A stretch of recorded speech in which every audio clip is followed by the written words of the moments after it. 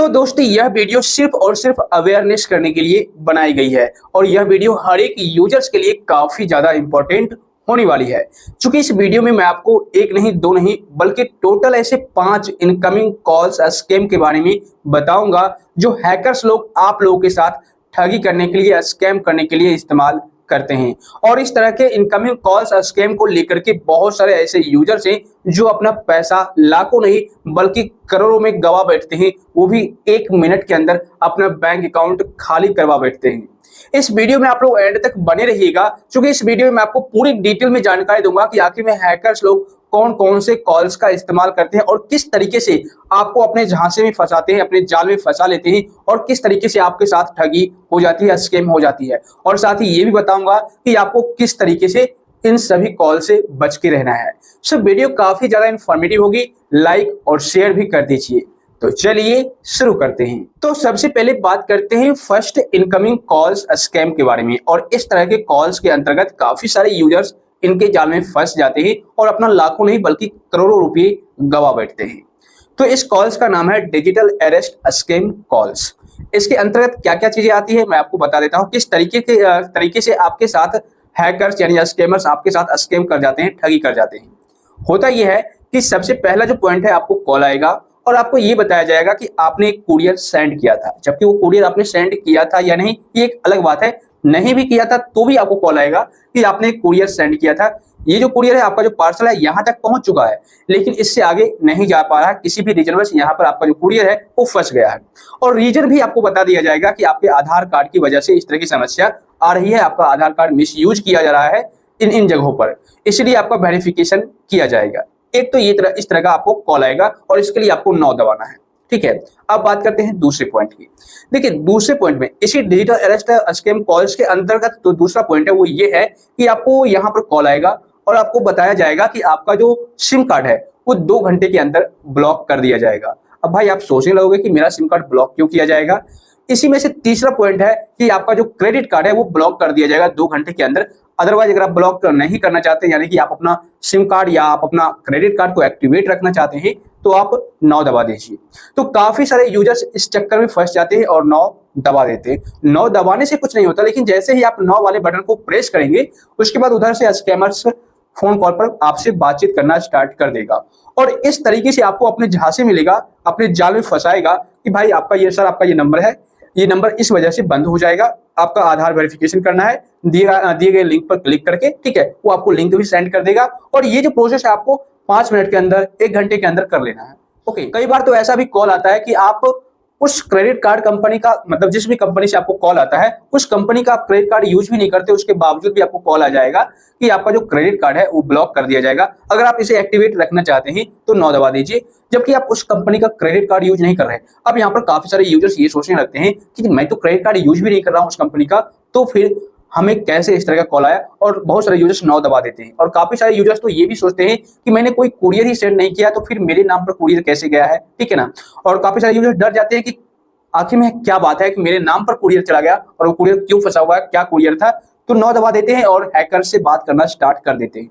उसके बाद जो वहां पर प्रोसेस बताया जाता है करने के लिए, तुरंत के तुरंत लोग प्रोसेस कर बैठते हैं, जिस वजह से उनका जो आधार कार्ड के थ्रू या फिर किसी भी तरीके से उनके साथ स्कैम हो जाता है, फ्रॉड हो जाता है, उनका बैंक अकाउंट खाली कर दिया जाता है 1 मिनट के अंदर।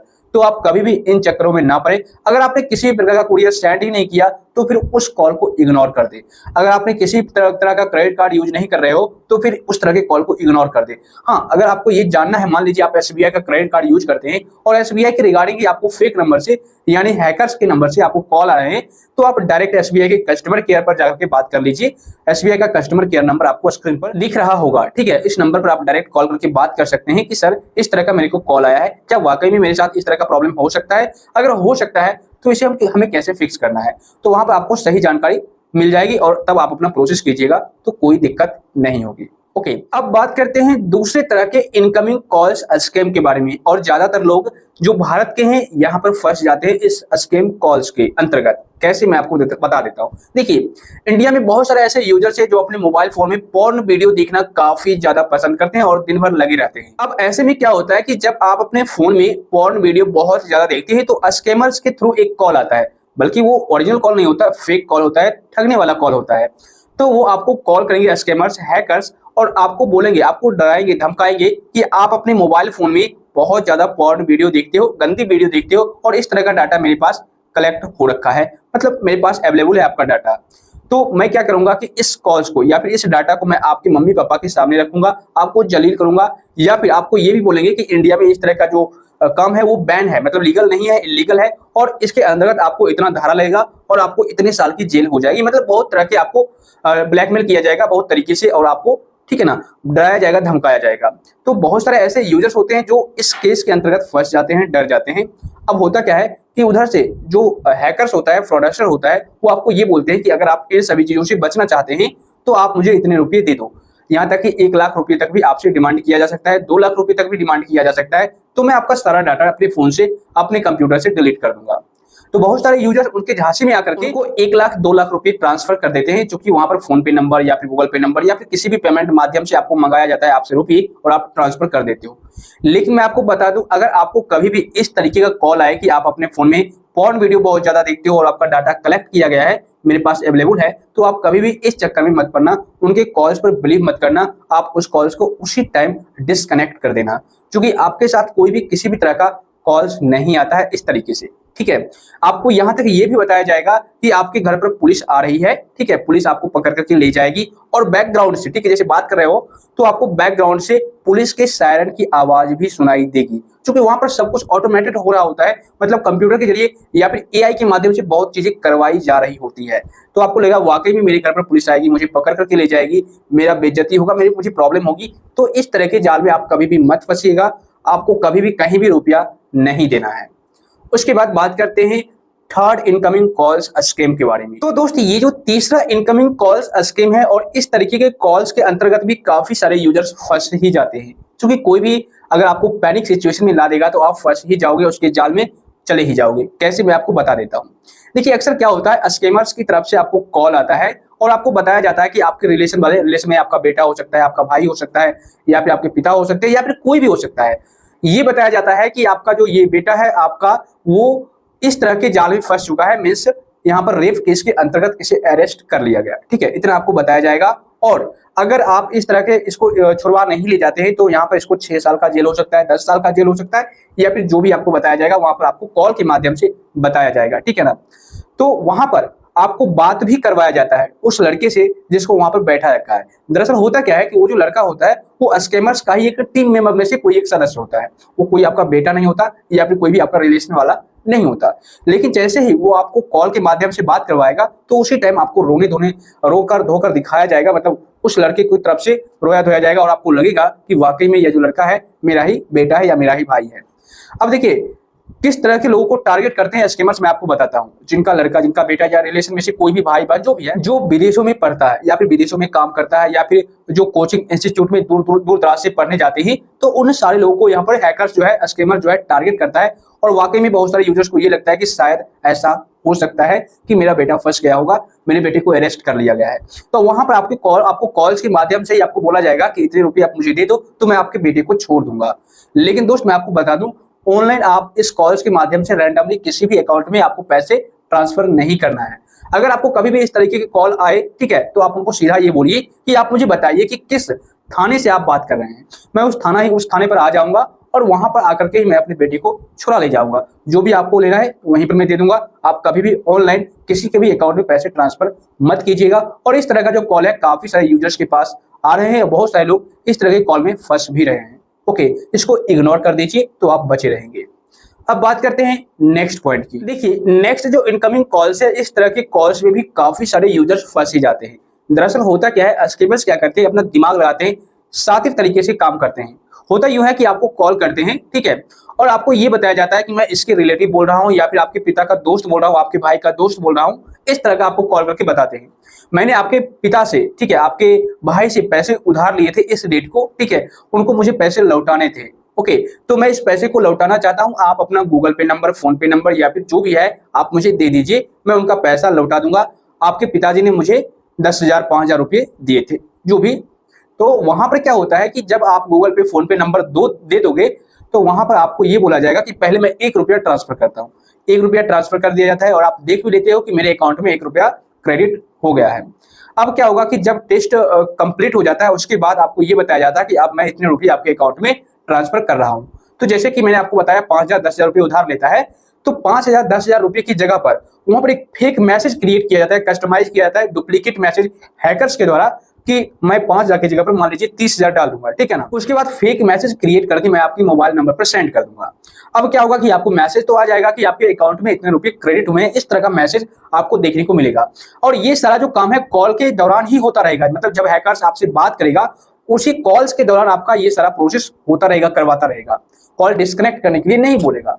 तो वहां पर क्या होगा कि जब मैसेज वहां पर जाएगी आपके नंबर पर, तो आप क्या करोगे कि उस मैसेज को देख लोगे कि इतने रुपए मेरे अकाउंट में आए हैं। अब हैकर्स उधर से बोलेगा कि मुझे आपके अकाउंट में 10,000 रुपये ही ट्रांसफर करने थे या 5,000 रुपये ट्रांसफर करने थे, गलती से आपके अकाउंट में 30,000 रुपये ट्रांसफर हो गए, तो आप मुझे 25,000 रुपये लौटा दो। जबकि वह जो मैसेज है वो फेक मैसेज है, कस्टमाइज करके उस मैसेज को बनाया गया है, ठीक है। एक भी रुपया उसने ट्रांसफर नहीं किया, शुरुआती तौर पर 1 रुपया ट्रांसफर किया, लेकिन बाद में जो रुपया ट्रांसफर करने का मैसेज आया है, क्रेडिट होने का मैसेज आया है, वो एक भी ट्रांसफर नहीं हुआ है आपके अकाउंट में। और आप क्या करोगे, उसको 25,000 रुपये ट्रांसफर कर दोगे। बहुत सारे यूजर्स ऐसा करते हैं बिना सोचे समझे, बिना जांच पड़ताल किए। अब ऐसे में क्या होता है कि वो जो 30,000 रुपये का मैसेज आया था वो तो आपके अकाउंट में आया ही नहीं, आपके अकाउंट से 25,000 रुपये चले गए, ठीक है। तो इस तरह का अगर कभी भी आपको कॉल आए तो आप इस सभी कॉल के चक्कर में मत पड़िएगा।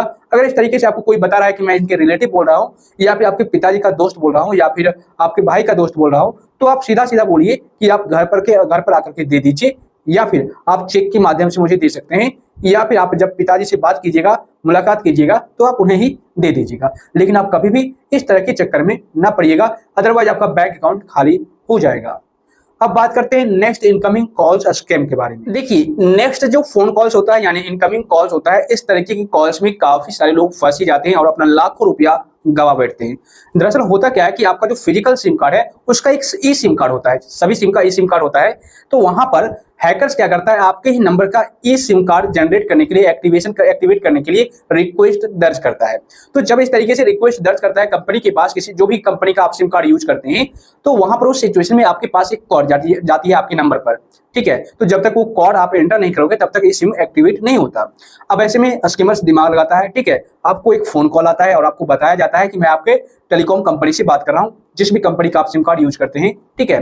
तो आपको इस तरह की प्रॉब्लम आ सकती है, आपका सिम बंद हो सकता है, या फिर किसी भी तरीके के जाल में आपको फंसाया जाता है, आपको अपने झांसे में लिया जाता है। तो आप इस काम को तुरंत के तुरंत अभी कर लीजिए। अगर नहीं करते हैं तो आपका सिम बंद हो जाएगा, या फिर इन फ्यूचर कई बार ऐसा भी देखा जाता है कि बताया जाता है कि भाई अगर आप इस काम को कर लेते हैं तो आपको फोन में ये सारे फीचर्स देखने को मिल जाएंगे, या फिर आपका कहीं फोन खो जाता है तो उस सिचुएशन में आपका फोन तुरंत के तुरंत मिल जाएगा। ऐसा आपको बरगलाते हैं, मतलब अपने जाल में लाने की कोशिश करते हैं, ठीक है। तो वहां पर जो भी प्रोसेस बताया जाता है वो आप कर बैठते हो, और आपको ये भी बताया जाता है कि आपके नंबर पर एक कोड गया होगा, वो कोड आप मुझे बता दीजिए वेरीफाई करने के लिए। तो काफी सारे लोगों को ये लगता है कि ये मैं जो सिम कंपनी है वो मुझसे डिटेल मांग रही है, तो मैं उन्हें डिटेल दे देता हूँ।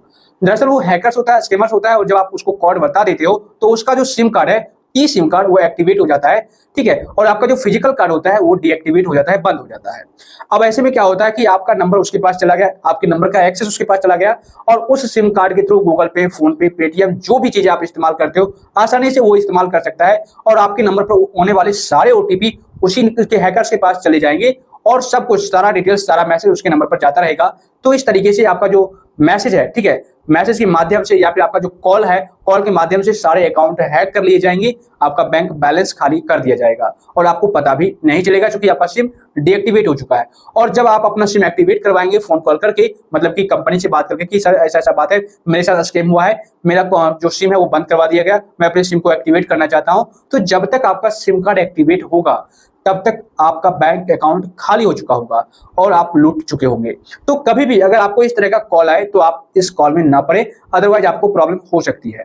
अभी मैंने आपको 5 तरह के इनकमिंग कॉल्स स्कैम के बारे में बताया है। इन 5 में से किसी भी तरह का कॉल्स आए तो आप उसे इग्नोर कर दीजिए। अगर आप रिसीव भी करते हैं तो डिस्कनेक्ट कर दीजिए, आप कोई भी प्रोसेस मत कीजिए। दोस्त, मुझे उम्मीद है इस वीडियो से आपको काफी कुछ सीखने को मिला होगा, काफी अच्छी जानकारी मिली होगी। सो इस वीडियो को लाइक और शेयर कर दीजिए, साथ ही चैनल को सब्सक्राइब करके नोटिफिकेशन बेल को दबा दीजिए। और अगर आपको किसी भी प्रकार का कोई डाउट है या किसी भी तरीके से आपको प्रॉब्लम हो रही है तो आप मुझे नीचे कमेंट कर दीजिए।